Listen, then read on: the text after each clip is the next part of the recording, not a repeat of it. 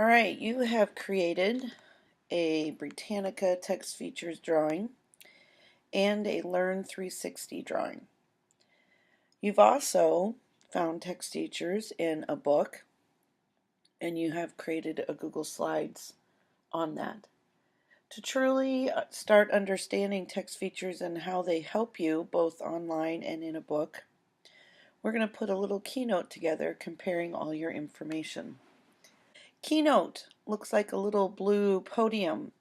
If it's not down in your dock, then you need to go to your Finder, to your Applications.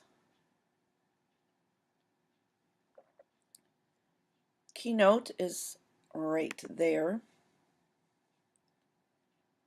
and you can just grab it and set it down in your dock. In Keynote, let's just create a white presentation. That way later we can go back and do as we wish to each one. Double click on that presentation. This one is going to be called, double click to edit, Text Features.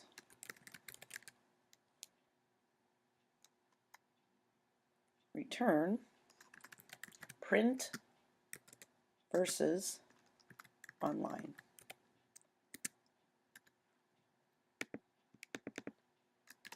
By Mrs. Krull.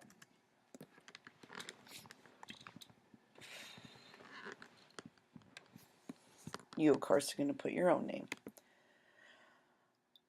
We're going to add a slide. Keynote gives us quite a few options. I want to be able to compare pictures from my new book with pictures that the drawings that I've made, and I want to be able to write about them. So I need 2 photos and a text box. But you'll notice they don't have that as a choice. But they do have this one. So pick this one and I'll teach you how to alter it. Right here where it says Edit Master Slide, choose that. We're going to click and get rid of this photo. When you click on the photo, see how there's a box, little boxes in the corner? You can just hit delete. Then over here on the right, tell it you want it to add a title and a body. Now this title is going to take up too much room. It's going to go all the way across into my photos, which is not what I want. So I'm going to use my scroll bar down here, move clear over to here. This little white box, when you put your cursor next to it, it has the double arrow so you can move it. Click on the cursor. I'm just going to move it over so that it lines up with the side of my photo. I'm going to do the same thing with the big text box. Just click somewhere inside the big text box. Not on a photo, because then you won't get your text box chosen, but somewhere near the words. And then you'll notice the same little white boxes. Go to the middle one, move until you get the double arrows, hold, drag over until it matches the end of the photos. And then down here, you'll see where it says Done. And now I have changed the slide. So what am I going to put here? Well, you have, 6th graders have an animal book, and you also have your 2 drawings. You have your Britannica one.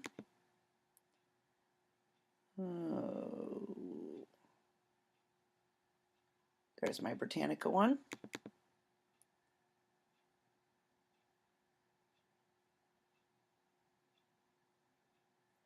And my Learn 361.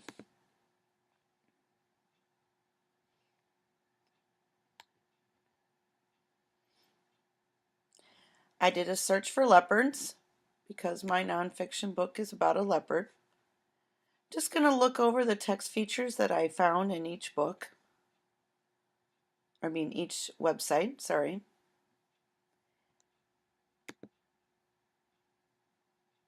And then I'm going to go looking I'm going to look at my Britannica one first.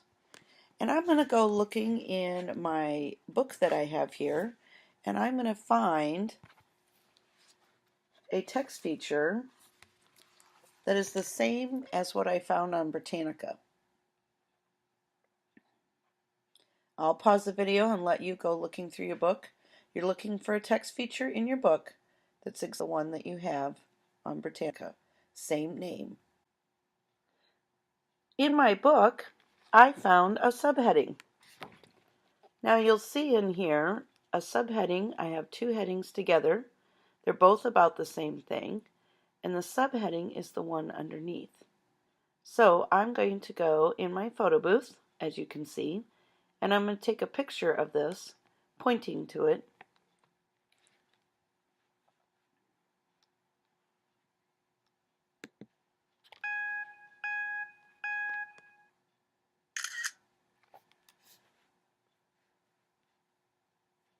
And I'm going to drag that photo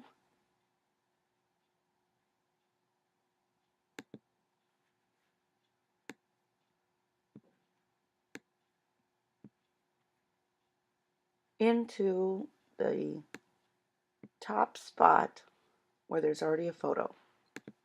So I'm going to take that photo, drag, drag, drag, and I'm just going to set it right in there.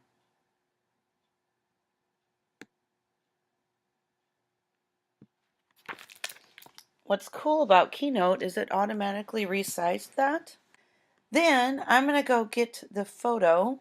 Okay, then I'm going to go get the drawing from my Google Docs, from my Britannica, that also has the same thing. I'm going to pause for just a second. Thought I was going to sneeze. Okay. File, download as. I think I've learned from the past that it's better doing a PNG. It's not so large and Keynote likes it better. PNG is a portable network graphic. Portable meaning I can take it anywhere and use it easily. So, PNG. Here comes my download, and it'll be in my downloads. I'm going to go back to my Keynote, grab my downloads, grab that Britannica photo, and drop it right in that place. That's the really cool part about using the placemakers that are already there.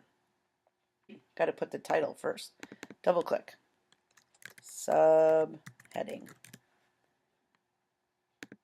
Double click. In my downloads or on my Schoology page, whether you're a 6th grader or 7th grader, it doesn't matter. So you can look at that poster and use the definitions as needed. So what is the definition of a heading? It's a print feature. A heading is used to help me identify topics on a web page as you scan the site and page with your eyes. All right. A subheading is used. Yep, didn't memorize that. Moving it over. Moving it over.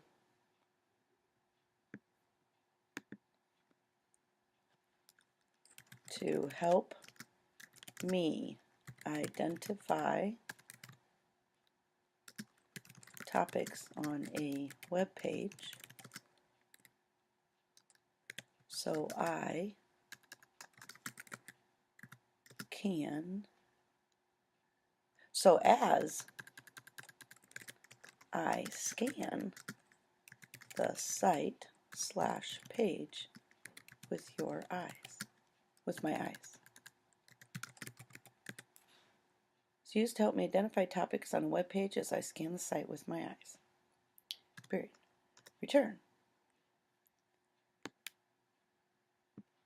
Now you get to do 2 more bullets. The subheading in my book helps me know that the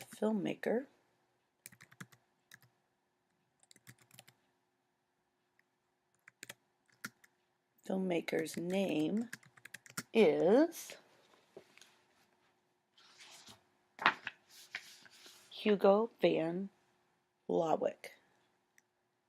Hugo Van. Oops, spelling it like he does. Return. The subheading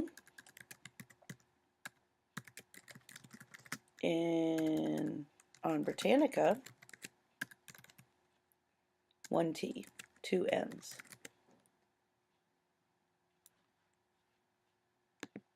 On the Britannica website, helps me, and I need to see helps, whatever is right on every single one of these sentences. Helps me know that, remember the subheading is the one below. So Iowa AA Online must be the sponsor of this page, but Britannica is the one who truly makes it. So helps me know that Britannica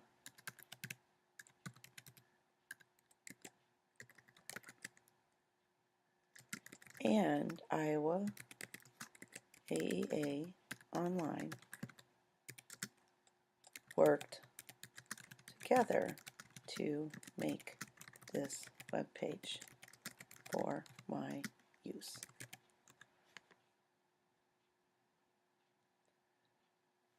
Now I have done a ton of work and I'm going to save this.